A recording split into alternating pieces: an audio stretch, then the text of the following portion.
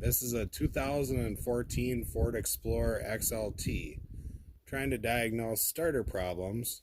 Been stumped for the last few days, but I think I figured it out.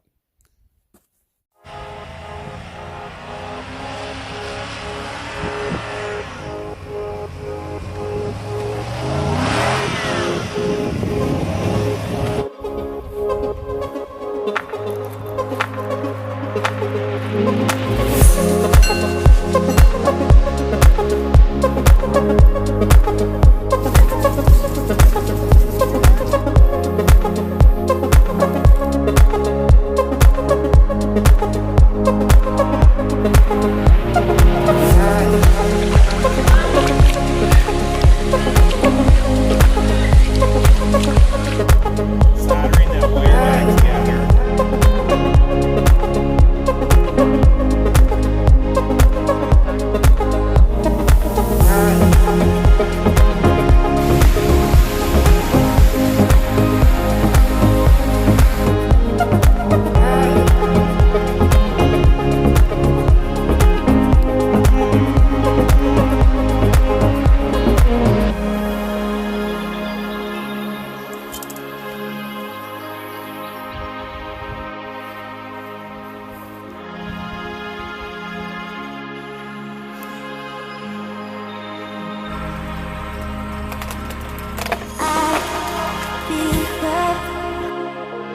That's not how you do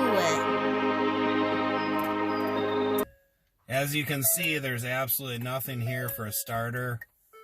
No click, no anything.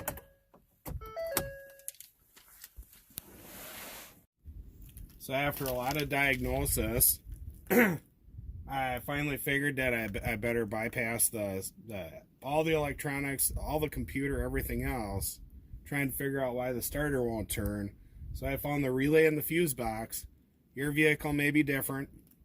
This is a 2014 Ford Explorer XLT with no turbo, 3.5 liter. So I checked my owner's manual, came into the box, figured out this relay here is for the starter. So I take the two giant contacts with a loop of wire, and I take the two big contacts and I touch them together. And there's absolutely nothing there for the starter. That was my diagnosis. That bypasses everything in the entire vehicle. So if that doesn't turn, that means there's no problem with the computer, key, any of that stuff.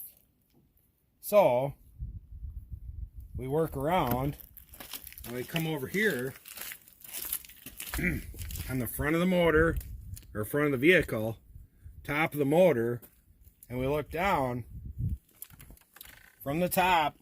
I already took all this stuff out. Down here is the starter, right on top of the transmission. And come to find out, something has chewed or broken off this wire here, which is the signal wire to the starter. So that's why the vehicle is not starting.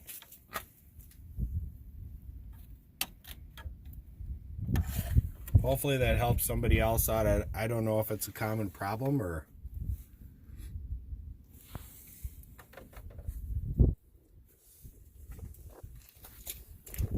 Alright, so I think I got it all put back together now. I ended up taking those two coolant hoses off that you seen so I could get my hands down there.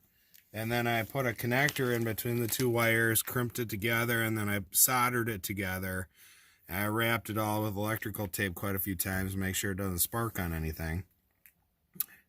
But I had to put the coolant, drain the coolant out of the system to do that. So put the hoses back on, put all of this stuff back on, connected the battery cable, and then I made sure to top it off with coolant, warm it up, let it cool down, topped it off with coolant again, did that 3 or 4 times.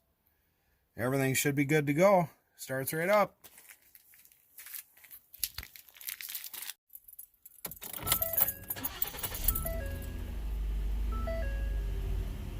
All right, everything back to normal.